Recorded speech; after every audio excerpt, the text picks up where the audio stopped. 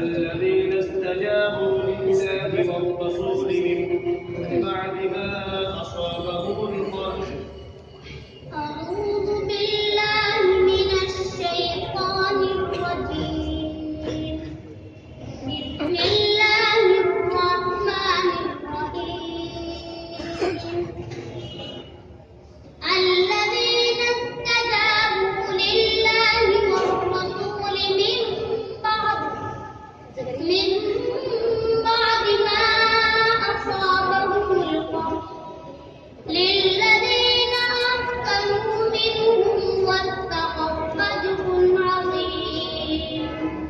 الذين قال لهم الناس إن الناس قد جمعوا لكم فاخشوهم فزادهم إيمانا وقالوا حسبنا الله ونعم الوكيل. فانقلبوا بنعمة من الله وفضل لم يمسسهم سوء واتبعوا رضوان الله والله ذو فضل عظيم. إنما ذلكم الشيطان يخوف أولياءه واتبعوا رضوان الله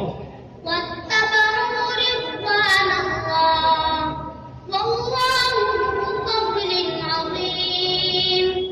إنما ذلكم الشيطان يخوف أولياءه فلا تخافوهم وخافون إن كنتم مؤمنين. ولا يحزنك الذين يسارعون في الكفر إنهم لن يضروا الله شيئا يريد الله ألا يجعل لهم حظا في الآخرة ولهم عذاب عظيم. ويستفتونك في النساء قل الله يفتيكم فيهن وما يتلى عليكم. أعوذ بالله من الشيطان الرجيم.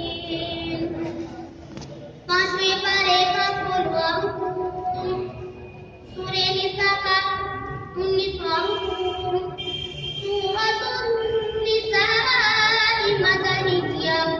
ये सूरत मदीने के अंदर नाज़िल हुई।